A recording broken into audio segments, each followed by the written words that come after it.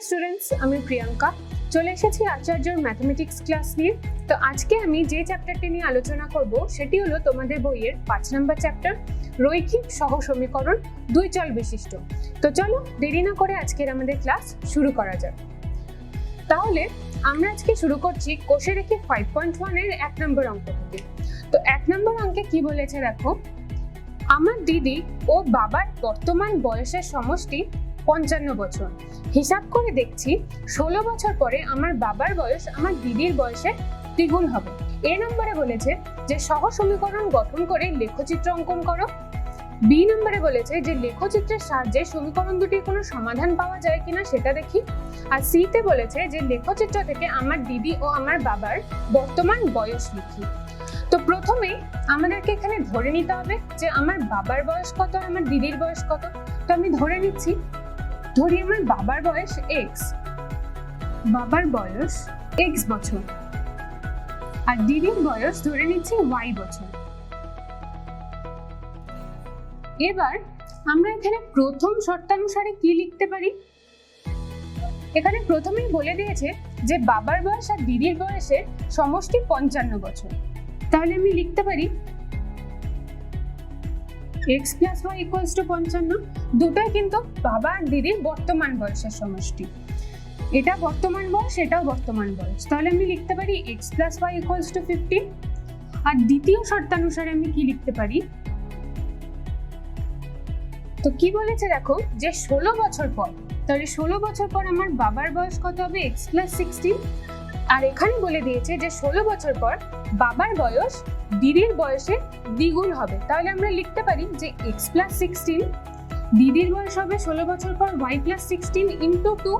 তাহলে এখানে বাবার বয়স 16 বছর পরে হবে x + 16 = 2 × y + 16, মানে দিদির বয়সে দ্বিগুণ হবে। তো আমরা এটা দ্বিতীয় শর্তানুসারে এটা লিখতে পারি। এবার আমরা কি করব, এখান থেকে x এর মানটা বার করে নিচ্ছি। তো x = হয়ে যাচ্ছে 55 - y। এবার এখানে আমরা তিনটি সমাধান বার করে নেব। তো আমি যদি এখানে y এর মান 30 বসাই, তাহলে আমি x এর মান কত পাচ্ছি, 55 - 30, মানে x এর মান আমরা পাচ্ছি 25। এবার যদি আমি y এর মান এখানে 35 বসাই, তাহলে আমি x এর মান কত পাবো, 55 - 35 হয়ে যাচ্ছে 20। এবার y এর মান বসাবো এখানে 40, তাহলে আমি x এর মান পাচ্ছি 15। একইভাবে এখান থেকে আমি x এর মানটা বার করি, তাহলে এটা হয়ে যাচ্ছে 2y + 32। এবার 16টাকে ওইদিকে নিয়ে যাচ্ছি, তাহলে কি হয়ে যাবে 32 - 16। আমি একবারে এখানে এটা মাইনাস করে লিখে দিচ্ছি 16। এবার যদি এখান থেকে x আর y তিনটি সমাধান বার করি, প্রথমে আমি y এর মান এখানে 0 নিচ্ছি। তো এখানে যদি y এর মান 0 নিই, তাহলে এটা কি হয়ে যাচ্ছে, x এর মান আমরা পাচ্ছি 16। y এর মান যদি এখানে 5 নিই, তাহলে হয়ে যাচ্ছে 5 × 2 = 10, 10 + 16 হয়ে যাচ্ছে 26। এবার যদি এখানে y এর মান 10 বসাই, তাহলে x আসছে কত, 36। এবার আমরা ছক কাগজে এই বিন্দুগুলিকে স্থাপন করব। তো প্রথম সমীকরণ থেকে আমরা যে বিন্দুগুলি পেয়েছি, প্রথম বিন্দুটি হলো 25, 30। তাহলে আমাকে x অক্ষ বরাবর এখানে যেতে হচ্ছে ধনাত্মক দিকে 25 ঘর, আর y অক্ষ বরাবর উপর দিকে যেতে হচ্ছে 30 ঘর। তো এখানে আমি 25, 30 বিন্দুটি পেলাম। এবার দ্বিতীয় বিন্দুটির স্থানাঙ্ক পেয়েছিলাম 20, 35। তো x অক্ষ বরাবর যেতে হচ্ছে আমাদের 20 ঘর, আর y অক্ষ বরাবর যেতে হচ্ছে 35 ঘর। তো এখানে আমরা পেয়ে যাচ্ছি দ্বিতীয় বিন্দুটি 20, 35। তারপরে তৃতীয় বিন্দুটির স্থানাঙ্ক আমরা পেয়েছিলাম 15, 40। তো এখানে আমরা x অক্ষ বরাবর ধনাত্মক দিকে যাচ্ছি 15 ঘর, আর y অক্ষ বরাবর ধনাত্মক দিকে যাচ্ছি 40 ঘর। তো এই বিন্দুটি আমরা পেয়ে গেলাম 15, 40।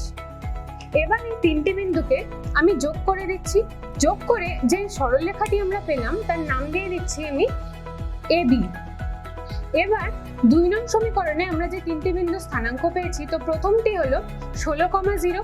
তাহলে আমাদের x অক্ষ বরাবর যেতে হচ্ছে ধনাত্মক দিকে 16 ঘর, আর y এর স্থানাঙ্ক যেহেতু 0, তাই কোনো অক্ষ বরাবর কোনো ঘর আমাদের যেতে হচ্ছে না। এবার দ্বিতীয় বিন্দুটি পেয়েছি 26, 5। তাহলে x অক্ষ বরাবর ধনাত্মক দিকে যেতে হচ্ছে 26 ঘর, আর y অক্ষ বরাবর যেতে হচ্ছে 5 ঘর। তাহলে এই বিন্দুটি পেয়ে গেলাম আমরা 26, 5। আর তৃতীয় বিন্দুটির স্থানাঙ্ক আমরা পেয়েছিলাম 36,10।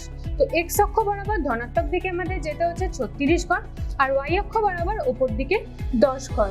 তাহলে এই বিন্দুটি আমরা পেয়ে যাচ্ছি 36,10। এবার এই তিনটি বিন্দুকে আমি যোগ করে দিচ্ছি। তো এই সরলরেখাটির নাম আমরা দিয়ে দিচ্ছি সিডি সরলরেখা। তাহলে আমরা সহসমীকরণ গঠন করে এখানে লেখচিত্র অঙ্কন করলাম। এবার আমাদের বি নম্বরে বলেছে যে লেখচিত্রের সাহায্যে সমীকরণ দুটির কোনো সমাধান পাওয়া যায় কিনা সেটা লিখি। তাহলে এবার দেখো, আমরা ছক কাগজে যে এবি আর সিডি সরলরেখা পেয়েছিলাম, সেই দুটি সরলরেখা পি বিন্দুতে নিজেদেরকে ছেদ করছে। তো এই বিন্দুটির নাম দিয়ে দিচ্ছি আমি পি বিন্দু। আর এই পি বিন্দু স্থানাঙ্ক আমরা যদি এক্স অক্ষ বরাবর যাই তাহলে সেটা হচ্ছে 42 ঘর, আর ওয়াই অক্ষ বরাবর গেলে সেটা হচ্ছে 13 ঘর। তাহলে পি বিন্দু স্থানাঙ্ক আমরা পাচ্ছি 42,13। তাহলে আমরা এখান থেকে পি বিন্দু স্থানাঙ্ক পেলাম 42,13। তাহলে এখান থেকে আমরা বলতে পারি যে লেখচিত্র দুটির সাধারণ সমাধান। তো এখানে দেখো এক্স কত আসলো, এক্স এর মান আসলো 42। তাহলে আমরা জানি এটি হলো এক্স এর স্থানাঙ্ক আর এটি হলো ওয়াই এর স্থানাঙ্ক।